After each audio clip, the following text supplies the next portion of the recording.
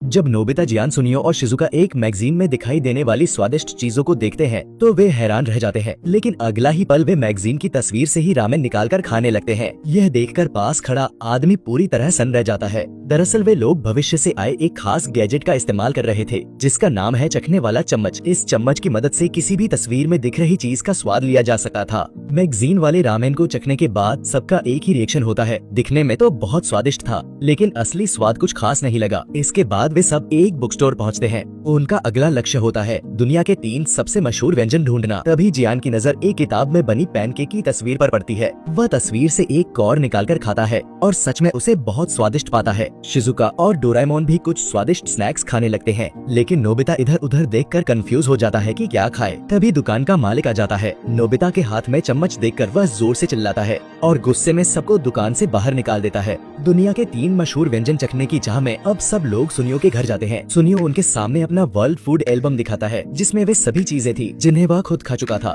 Album में जब वे caviar की तस्वीर देखते हैं तो सब चुपचाप अपना गुप्त हथियार यानी चखने वाला चम्मच निकाल लेते हैं। सुनियो की हैरानी भरी नजरों के सामने वे तस्वीर से एक चम्मच निकाल लेते हैं। यह नजारा देखकर सुनियो का दिमाग ही घूम जाता है। जियान मजाक में कहता है कि ये तो मेंढक के अंडों जैसा लग रहा है। चखने पर शिजुका कहती है कि इसका टेक्सचर तो अच्छा है, लेकिन स्वाद कुछ अजीब है। वहीं नोबिता बोल देता है कि ये तो स्नोफिश रो से भी खराब है। सुनियो यह सब सह नहीं पाता और जल्दी से फोई ग्रास की तस्वीर निकालता है। सब फिर से चखते हैं, लेकिन जियान कहता है कि इसका स्वाद तो आम मछली के लिवर जैसा ही है। अब सुनियो आखिरी उम्मीद के तौर पर महंगी ट्रफल की तस्वीर दिखाता है। सब पहले उसे सूंघते हैं फिर खाते हैं, लेकिन इस बार भी सब पूरी तरह निराश हो जाते हैं। सब कहने लगते हैं दुनिया के 3 मशहूर व्यंजन बस इतने ही हैं। यह सुनकर सुनियो भड़क जाता है और गुस्से में सबको घर से बाहर निकाल देता है। शिजुका को घर छोड़ने के बाद नोबिता और बाकी लोग जियान के घर पहुँचते हैं। वहाँ एक पीले बालों वाला विदेशी आदमी दुकान के बाहर खड़ा होता है, लेकिन जियान की दुकान में उसे अपनी पसंद की चीज नहीं मिलती। वह आदमी बताता है कि वह अपने देश की एक खास मछली की कैन ढूंढ रहा है। नोबिता उससे पूछता है क्या तुम्हारे पास उस कैन की कोई तस्वीर है? आदमी एल्बम निकालता है।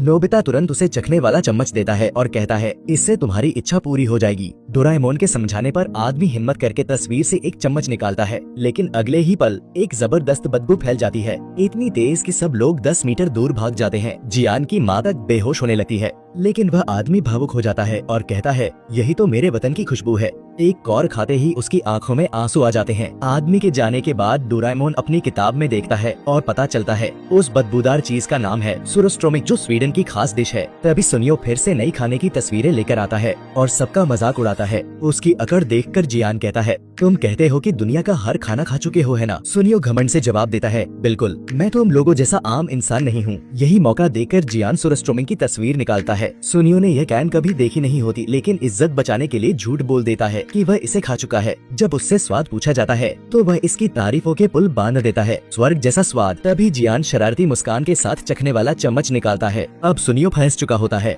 जैसे ही वह चम्मच तस्वीर में डालता है सब लोग नाक पकड़कर दूर भाग जाते हैं। बेचारा सुनियो बदबू से कांप उठता है, उसके बाल तक खड़े हो जाते हैं। सब उसे जबरदस्ती खाने को कहते हैं। एक और मुंह में जाते ही सुनियो आधा बेहोश हो जाता है, लेकिन असली डर तब लगता है जब वह देखता है कि डोरेमोन अपनी जेब से कई सारे चखने वाले चम्मच निकाल रहा है और डर के मारे सुनियो वही बेहोश हो जाता है।